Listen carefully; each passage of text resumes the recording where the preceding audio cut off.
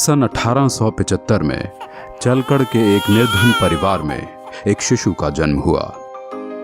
बृहस्पतिवार को जन्म लेने के कारण इस बच्चे का नाम बिरसा रखा गया।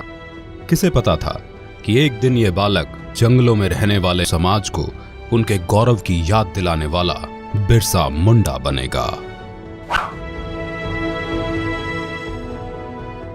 बिरसा, बिरसा, कहाँ है रे तू? माँ, मैं इधर हूँ। तू फिर से अकेला जंगल में गया था? कहीं कोई बाघ भालू उठा ले जाता तो? माँ, तू फिक्र मत कर, ये जंगल मेरा दोस्त है। इसके सभी जानवर मेरे भाई। बिरसा पढ़ाई में तेज था और ये देखकर उसका दाखिला मिशनरी स्कूल में करवा दिया गया, लेकिन वहां पढ़ने के लिए उसको जबरन धर्म परिवर्तन करना पड़ा। बिरसा, यीशु के सिवाय कोई भगवान नहीं है। बिरसा, ईसाई धर्म का पालन करने से ही तुम्हारा उद्धार होगा, वरना बाकी वनवासियों की तरह जाहिल के जाहिल रह जाओगे। जैसे जैसे बिरसा बड़ा होने लगा, वो अंग्रेजों के अत्याचारों से परिचित हुआ और समझ गया कि अंग्रेज उनसे उनके जंगल छीनना चाहते हैं और ईसाई पादरी जंगल में रहने वाले सभी हिंदुओं को ईसाई बनाना चाहते हैं। आपको हमारी मदद करनी होगी ताकि हम जबरन सभी आदिवासियों को ईसाई बना सकें।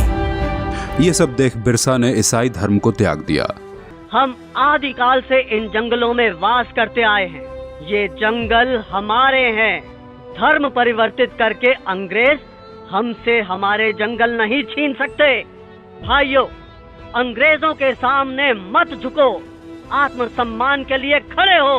बिरसा के अनुयायी गांव-गांव में जाकर बिरसा की इस शिक्षा का प्रचार करने लगे। उसके कहने से वनवासियों ने अंग्रेजों को लगान देना बंद कर दिया।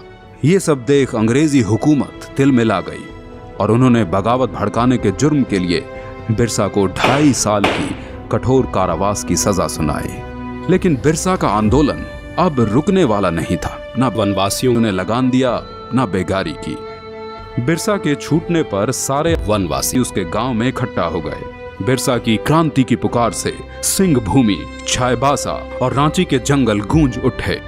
अब वक्त आ गया है जब हम अपनी जमीनें अंग्रेजों से वापस लेंगे और एक नए सतयुग का आरंभ होगा।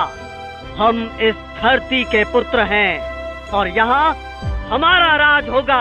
बिरसा गांव-गांव घूमकर अंग्रेजों के खिलाफ मोर्चा बढ़ाने लगा। बिरसा के अनुयायी तीर कमान से लड़कर भी अंग्रेजों की बंदूकों पर भारी पड़ने लगे। वे जंगल से आते और अंग्रेजों को मारकर गायब हो जाते। जिस तरह बिरसा हम पर और हमारे ठिकानों पे हमला कर रहा है, ऐसे तो ईसाई धर्म का यहाँ अंत ही हो जाएगा। बिरसा वनवासियों को ईसाई बनने नहीं देगा। हम बिरसा के सिर पर भारी इनाम रखेंगे, फिर देखते हैं वो भागकर कहाँ जाता है। हाँ, क्यों नहीं?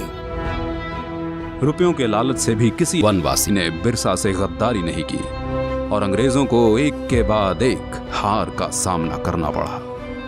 एक बार जंगल में खाना बनाने के धुएं से अंग्रेजों को बिरसा के ठिकाने का पता चल गया। सभी वनवासी सरदार बिरसा समेत पकड़े गए और उन्हें सख्त कारागार में डाल दिया गया। बिरसा की कमर और पैरों में लोहे की बेड़ियां डाल उसे एक छोटी सी कोठरी में बंद कर दिया गया। अंग्रेजों ने उसके खाने में आर्सेनिक नाम का जहर डालकर उसे मरवा डाला और दुनिया को ये बताया कि वो हैजे से मर गया।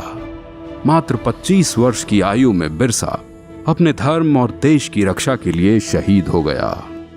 25 साल में इतना कुछ करने वाला कोई आम इंसान नहीं हो सकता और यही कारण है कि बिरसा मुंडा को भगवान का अवतार माना जाता है।